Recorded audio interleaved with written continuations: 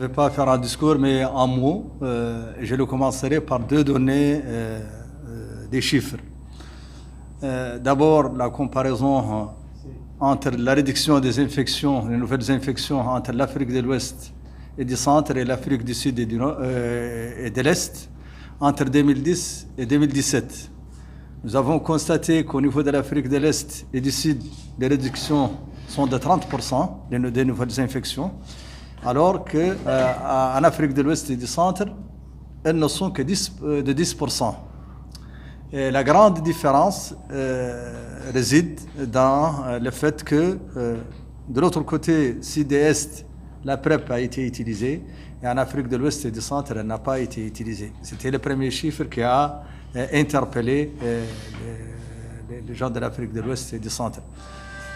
Deuxième chose, c'est qu'on connaît que les populations clés représentent à elles seules à peu près 72% des nouvelles infections.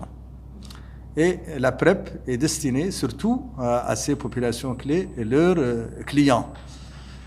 Partant de ces deux données qui justifient l'intensification et l'accélération de la PrEP au niveau de l'Afrique de l'Ouest et du Centre, l'ONU-SIDA, avec bien sûr les directives de l'OMS, ont décidé de mettre l'accent sur la PrEP au niveau de l'Afrique de l'Ouest et du Centre. Actuellement, presque tous les pays de la région ont des activités de la PrEP, ont intensifié la PrEP, sauf 3 pays, dont malheureusement la Mauritanie. Ce qui fait que cette activité, cette introduction de la PrEP au niveau des politiques nationales de la Mauritanie, le début par cette formation qui contribuera à former une masse critique de personnes convaincues de la PrEP et qui peuvent la mettre en œuvre, font que c'est une très bonne chose et que l'ONU-SIDA, l'OMS et l'ensemble du système des Nations Unies la salient et se mettent à la disposition du pays, gouvernement, société civile, pour appuyer cette PrEP. Comment l'appuyer? D'abord par le plaidoyer, ce qui est déjà bien avec la coalition MENA coalition plus MENA et les autres partenaires. On a déjà commencé. Nous devons ensemble intensifier cette activité pour que d'ici quelques temps, nous pouvons arriver à avoir une couverture PrEP très satisfaisante au niveau de la Mauritanie.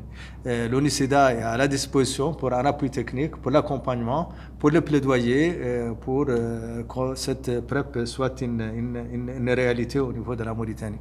Donc je ne peux que remercier le gouvernement à travers le CNDS et le ministère de la Santé, la coalition Plus MENA et SOS Éradicateur pour nous avoir conviés à ce début de mise en œuvre de la PrEP au niveau de la Mauritanie. Merci beaucoup.